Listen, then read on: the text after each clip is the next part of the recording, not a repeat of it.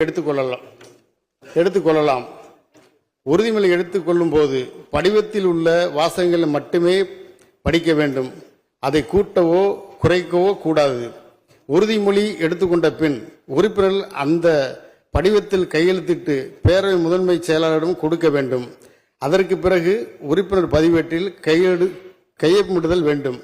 இந்திய அரசியலமைப்பு சட்டத்தின்படி எடுக்கப்பட வேண்டிய உறுதிமொழியை நான் ஏற்கனவே 10/5/2026 அன்று மாண்புமிகு